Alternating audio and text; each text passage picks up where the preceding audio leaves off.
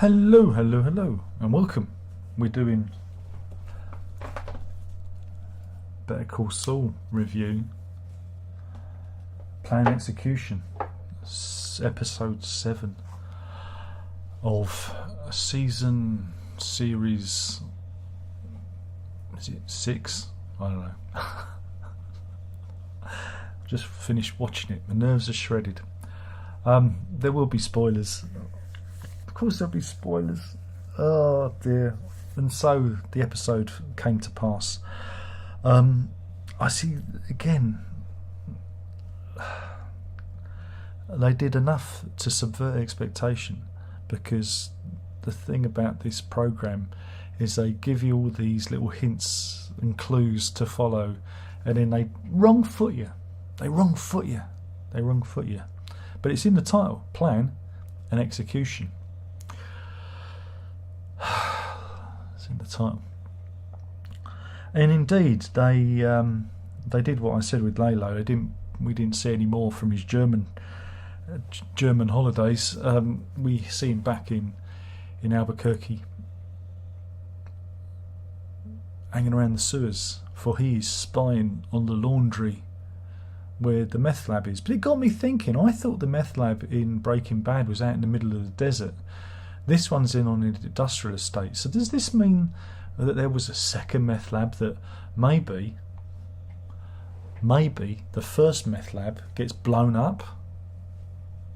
I don't know, or destroyed, or can't be used, compromised. I'm just saying, because I'm sure that the main meth lab was in the middle of nowhere when in Breaking Bad, and this one, like I say, it looks like it's in an industrial area, not that far from Albuquerque itself, because Lalo's in the drains spying on everyone. Of course he is. There's a good bit where he's talking into a camera. He's the first YouTuber. He's doing a little YouTube video about his adventures down there. But yeah, he's spoken to the man in Germany. We didn't see that. He put up a good fight though. I dread to think how that ended.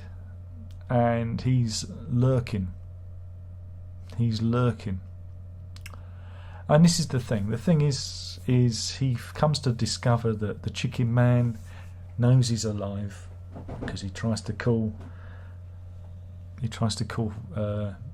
Hector in the old folks' home, and hears that line's being monitored, and feeds them some information. But of course this alerts Mike and Gus and everything. But does he really think he's going to get into that laundromat and kill everyone? However, I think they've pulled everyone away from the meth lab, so it might make it a bit easier for Lalo to get in. I think that's his plan, to get inside. So we've got that running, one parallel, and then the other parallel is the plan that Jimmy and Kim are pulling to get the Sandpiper settlement to settle early, because they want their money now. And again, it's been set up that, you know, we've got the liquid that's going to dilate Howard's pupils. So you think, oh, maybe he's going to have a heart attack, or, you know, have a major freak out. Now, in December, Bob Odenkirk posted a picture of him and Patrick Fabian, who plays Howard Hamlin, and there's a very visible injury to his head. So I was basing on my theories. I don't think I went on too much, but I had this theory that maybe he runs to the top of the stairs at Hamlin and McGill to get the photos, and whatever they've given him makes him a bit giddy, and he falls down the centre stairwell, and, you know. But it didn't go like that. At all. The plan is executed fine. They reshoot the photos with their fake Casimiro. That's all redone. Again, very costly job for Jimmy. He's paying hundreds of dollars to everyone to reshoot. Good reference to Dark Crystal in that bit. I enjoyed that. But yeah, as soon as, because Jimmy's running to deliver the photos, as soon as he hands them, and the fella drives up, and it's actually the guy who we think is Howard's PI, and it's actually, it's working for Jimmy, I knew that Howard was fucked. I was like, because there was that one little information he'd held back from us. I thought, oh, that's it. He's gone. It's it now. There's no hope for him. There's really no hope. And it plays out. Their plan works, and Howard comes across as completely deranged. They swap the photos, so these photos are harmless, and HHM are forced to settle early, and Jimmy and Kim get their money. And it's while it's not the end of Howard's career, it's a pretty low blow for him. And you see him, the way he interacts with the new fellow who drops the soda pop on the floor. He makes an effort to remember the guy's name, and he takes his time with him. And again, what the writers of the show have done is they've created a very sympathetic character in Howard. I mean, I've always said he was the heart of the show. He's the only sympathetic character in it, because he actually cared about people. Yeah, he is the son of the one of the Hamlins who founded the company, but he's the second Hamlin, I believe. And he always cared about people, always tried to accommodate people, he always tried with people. And again, there's a line in the previous episodes where he says, you take my kindness for weakness. And I think that's the problem. A lot of people didn't understand his character. A lot of people, we deal with the politics of envy. And because he is, born into privilege, because his father was successful and he followed into the family business, you think, they've had it easy. Everyone has their trials and tribulations. No one can help being born into, a successful family. It's not, And I think, again, the writers in this show, later on, they do a very good job of answering those people back. And, talk about character creation. It was really, really clever what they did. But yeah, so they settle early, and that's that. That is it. There's not a lot going on. Well, there's a lot going on, but we've got the Lalo thing happening and the Howard thing, and those are the two plot elements of this episode. With regards to Lalo, Gus gets wind, because they're wiretapping the phones to the old folks' home, and Mike warns Gus, because they think that Lalo's after Gus, and he's not. He's not really. He wants to bring Gus down by showing that they're making empire plans, that they're, that big meth lab hidden. If he shows that to the Dons, they'll go, what are you doing, Gus? You never told us. It'll make them suspicious of him, and he'll be able to use that as leverage to prove that this is someone. The Chilean fellow isn't to be trusted, because you've got to remember, Gus isn't part of there. He's a stranger. He's not Mexican. He's Chilean.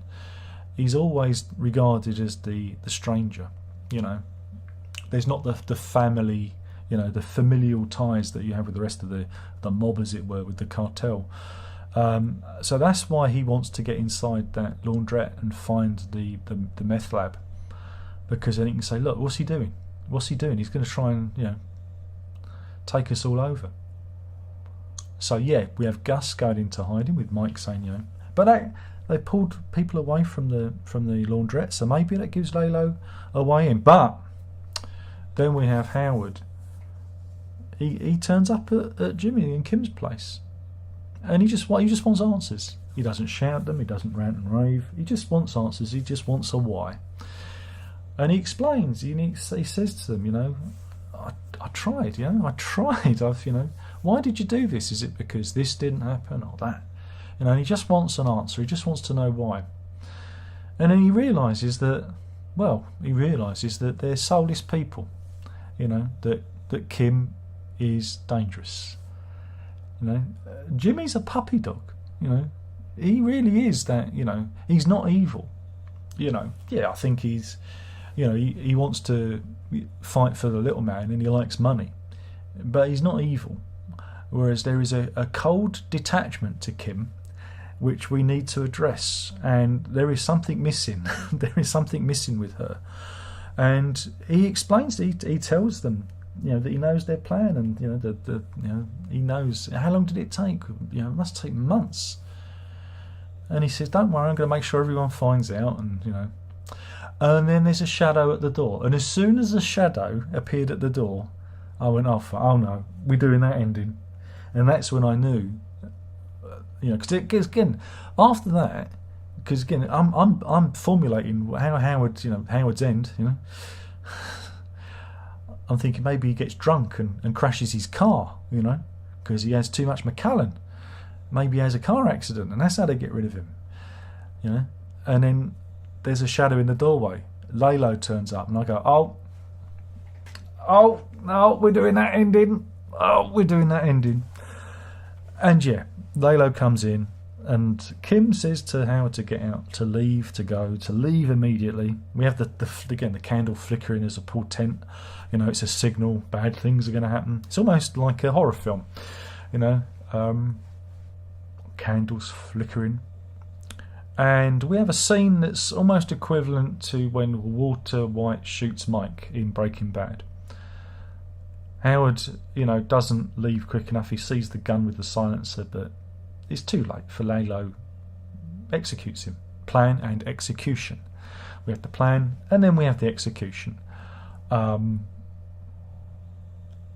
that's the end of Howard. And he has been badly tricked. Such a shame. That's the tragedy. He's a character who did nothing wrong. Because evil people, and they're all evil. All those people in that room are evil.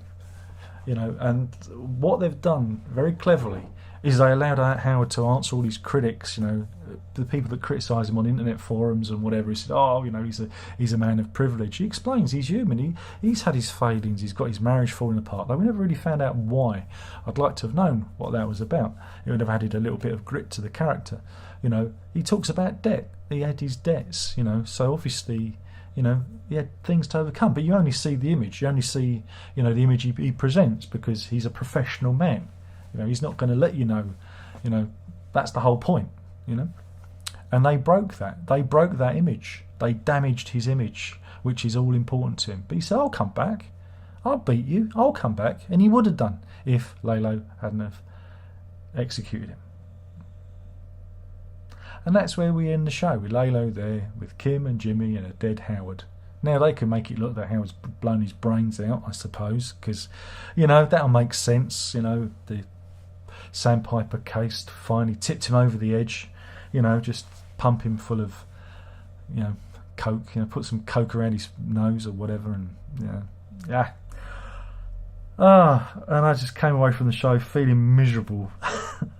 Like I said, like when Walter shot Mike, didn't need to do it, and he did it. I mean, I was never a big fan of Walter White, but when he did that, I was like, "I'm done. I hate you. You're a horrible character."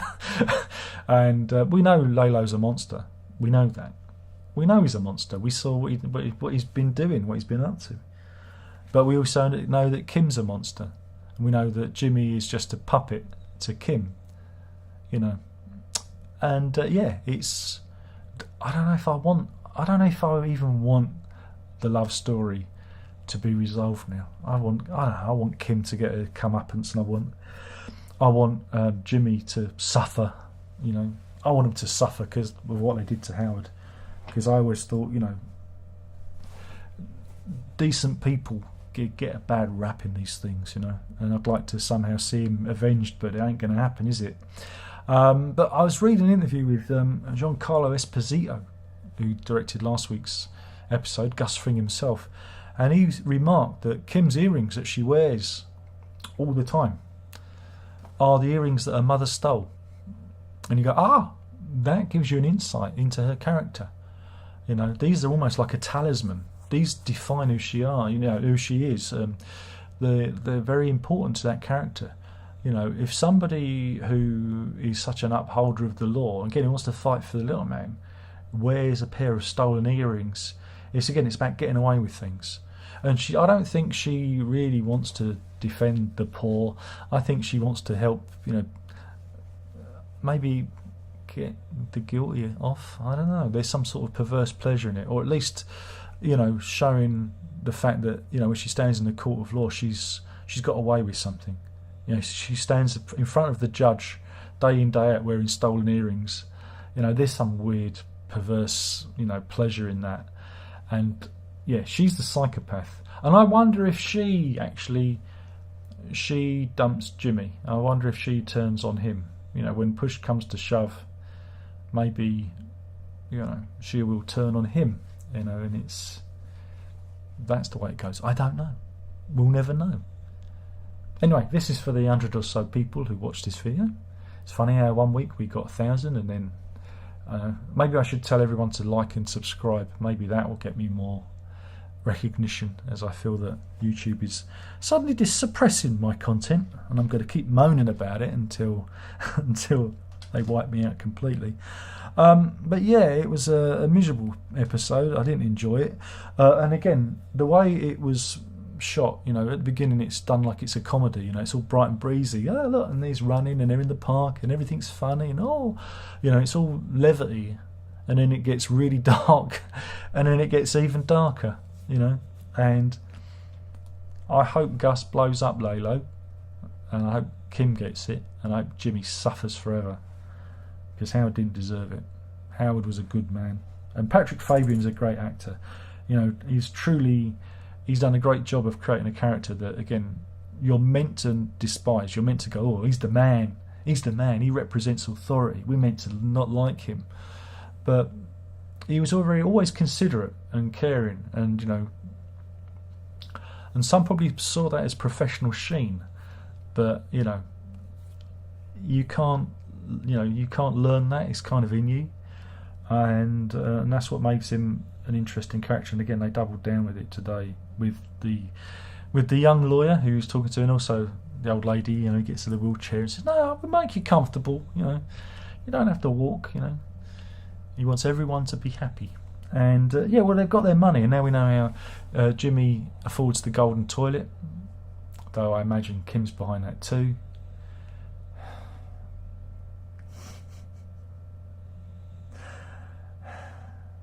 She's going to be the mob boss, isn't she? She's going to be the one who's actually controlling Gus.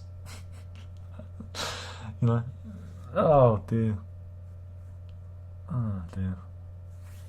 Anyway, I feel depressed now. I knew he was going to get it. I knew Howard was going to get it, but I didn't think it would be like that. I didn't think it would be as, senseless as that. I thought there'd be a reason behind it, like he'd have an accident or he'd get drunk, or I didn't think it'd be senseless, because it was kind of senseless. But that's the point. It's showing Lalo asserting himself and being the alpha. Wow. Anyway, thanks for watching. Those of you who can be bothered, and we've got to wait till July now. So that's so that Netflix can screw another $15.99 out of you.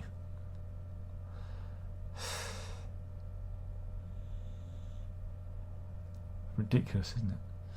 I think they're doing the same thing with Stranger Things as well. They're splitting that across two, they're making a mid-season, so they get maximum subscriptionage out of you. I'm surprised they just don't show one episode a month and be done with it.